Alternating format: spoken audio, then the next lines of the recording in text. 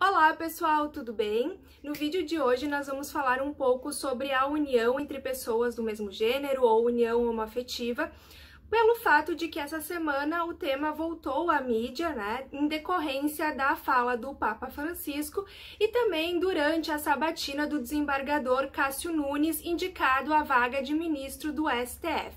Então a ideia no vídeo de hoje é comentar um pouco essas falas, tanto do ministro quanto do Papa Francisco, e ver como hoje essa situação está prevista no Brasil, dentro da ordem jurídica brasileira, falar um pouco sobre esse tema. Vamos lá?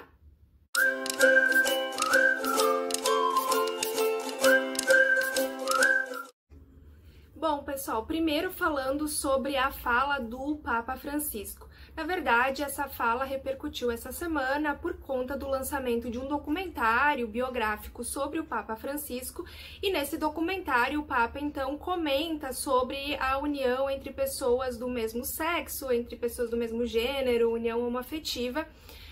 E nesse documentário, então, o pontífice ele posiciona a favor de uma lei que garanta a união civil entre pessoas do mesmo sexo, ou seja, permitindo que pessoas LGBT+, estejam em uma família, possam constituir uma família. Então, essas falas elas vão surgir nesse documentário e repercutem muito na mídia essa semana. E é importante falar, pessoal, que o Papa Francisco ele já vem, desde o início, manifestando um posicionamento a favor, do reconhecimento de direitos à comunidade LGBT+, mas essa é a primeira vez que ele realmente se manifesta a favor da união civil, ou seja, de uma lei civil para assegurar o direito a reconhecimento de uniões entre pessoas do mesmo sexo. Além do Papa Francisco, essa semana um outro fato importante foi a sabatina no Senado do desembargador Cássio Nunes, indicado ao Supremo Tribunal Federal.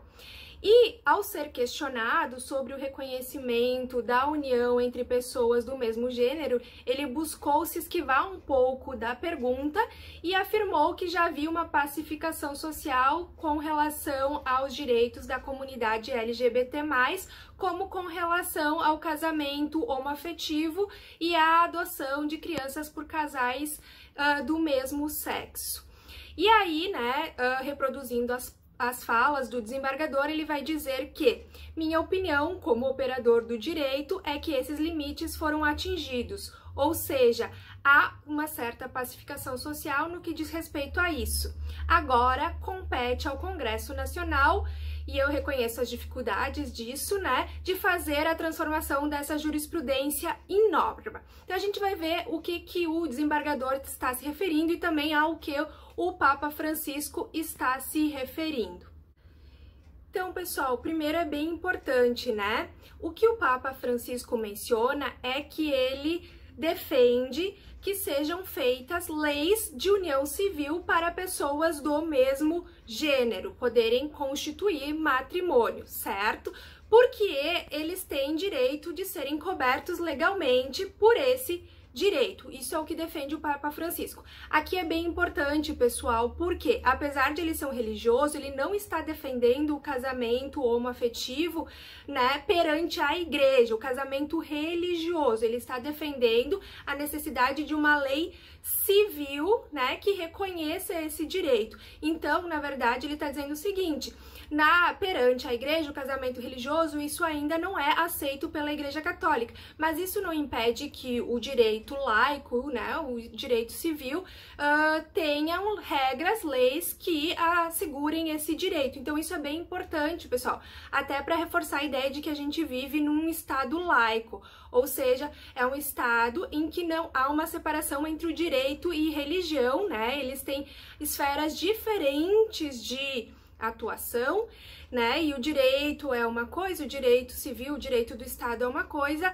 né? A religião é outra. Então, justamente essa fala é importante para ressaltar essa separação entre direito e religião. Uma coisa é o reconhecimento, né, do casamento religioso junto à Igreja Católica, outra coisa é a necessidade de uma lei civil dentro de um Estado laico que reconheça esses direitos. Então, bem importante pontuar isso. E aí vem a primeira pergunta nesse sentido. Bom, o Brasil tem uma lei civil que assegura esse direito aos casais homoafetivos? Não, nós ainda não temos uma lei civil, e é isso que o Papa se refere. É necessário uma lei civil para assegurar esses direitos. Bom, isso significa que o Brasil não reconhece a união estável ou o casamento entre pessoas do mesmo sexo? Não, na verdade o que a gente tem hoje é uma jurisprudência, né, reconhecendo esse direito a essas pessoas LGBT+, mas essa jurisprudência ainda é o que tem força, né, para reconhecer esses direitos e não efetivamente uma lei. E aí entra, pessoal, a fala do desembargador Cássio Nunes, indicado à vaga do STF, que afirma que há uma pacificação social com relação a esse tema, mas que realmente ainda não há uma lei e que precisaria passar pelo Congresso e que isso seria um ponto polêmico. Nesse sentido, o que é essa pacificação social, essa jurisprudência que o futuro ministro, né, agora já está aprovado no Senado, se refere? É que, de fato, nós temos uma jurisprudência do STF desde 2011, reconhecendo a possibilidade de união entre pessoas do mesmo gênero, entre pessoas do mesmo sexo. Essa jurisprudência ela é decorrente de uma ADIM, ação direta de inconstitucionalidade, e de uma ADPF, uma arguição de descumprimento de preceito fundamental, que, por unanimidade, reconheceu a união estável entre pessoas do mesmo sexo em todo o território nacional. Na verdade, o que se estava discutindo ali era o artigo 226, parágrafo 3º da Constituição Federal, que diz o seguinte: para efeito da proteção do Estado, é reconhecida a união estável entre homem e mulher como entidade familiar, devendo a lei facilitar sua conversão em casamento, né? Então, ele está falando sobre a conversão da união estável em casamento, e a lei ela faz menção à união entre homem e mulher. O que o STF decidiu foi que, na verdade, deveria se abranger no conceito de identidade familiar também a união entre pessoas do mesmo sexo. E para isso ele levou em consideração outros princípios jurídicos e direitos consagrados na nossa Constituição, como, por exemplo, o direito à igualdade, à liberdade, proibição de qualquer forma de discriminação, né? E com isso, então, ele estendeu o conceito de entidade familiar para além, né, dessa união entre homem e mulher. Tá? E aqui é bem importante porque esse tipo de ação direta de inconstitucionalidade, arguição de preceito fundamental, descumprimento de preceito fundamental, elas têm efeito erga omnes, né? Então, assim, ao contrário da maioria das decisões que tem efeito somente entre as partes, esse tipo de ação, ela tem efeito erga omnes, ou seja, atinge a toda a população, atinge a todos, tem efeito a todos, erga omnes. Então isso é bem importante, porque a partir dessa decisão, né, passa então a se ter esse entendimento de que é possível a união, o reconhecimento da união estável entre pessoas do mesmo gênero. Só que, claro, né, pessoal, os cartórios, né, que é quem tem competência para realmente efetivar essa decisão judicial, ou seja, né, colocar em prática esse reconhecimento da união estável entre pessoas do mesmo gênero, ou realizar casamento entre pessoas do mesmo gênero, ele se recusava, né, a reconhecer essa união estável, a converter a união estável entre pessoas do mesmo gênero depois em casamento também. E por isso, em 2013, né, o Conselho Nacional de Justiça resolveu adotar uma resolução em que essa resolução obrigava, então, os cartórios a realizar qualquer tipo de união homoafetiva no país. Então, desde união estável até casamentos. Então é uma resolução bem importante que começa a vigorar no Brasil a partir de 2013.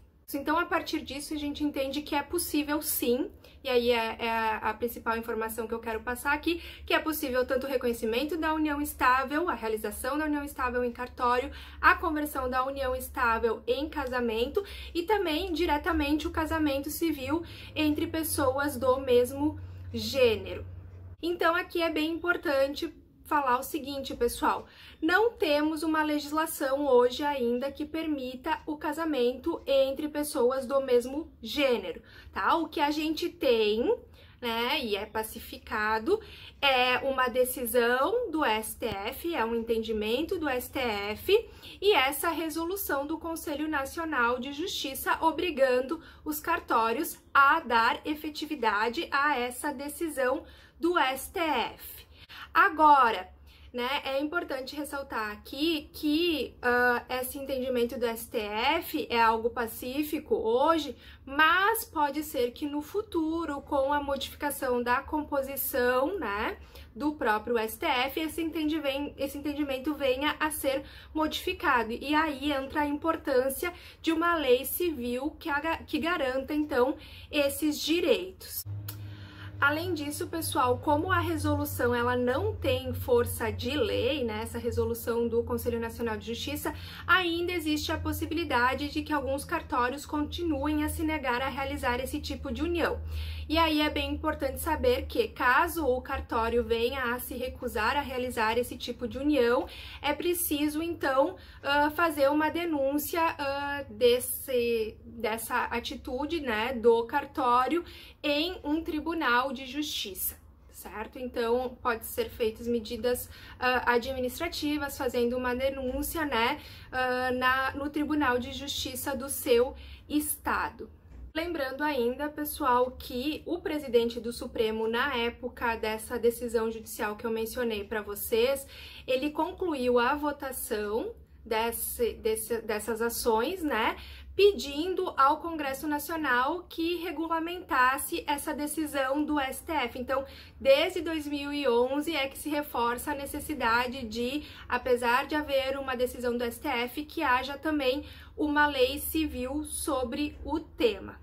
Ainda, pessoal, sobre a questão da lei, é importante mencionar que ainda em 2011 foi feito um projeto, né, uma proposta de projeto de lei que prevesse os mesmos direitos de união aos casais homoafetivos, né? Esse projeto foi encaminhado pela senadora Marta Suplicy na época, ele tramitou perante o Congresso Nacional, mas foi arquivado em 2018.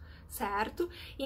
Então, apesar de ter uma pacificação social, como se referiu o desembargador Cássio Nunes, é preciso sim reforçar a necessidade de uma lei civil, como coloca o Papa Francisco, certo? Porque apesar da decisão do STF ser erga omnes e a resolução do Conselho Nacional de Justiça colocar em efetividade essa decisão, a gente ainda necessita uma maior segurança jurídica com relação a esse tema, que só virá quando uma lei for aprovada no Congresso Nacional.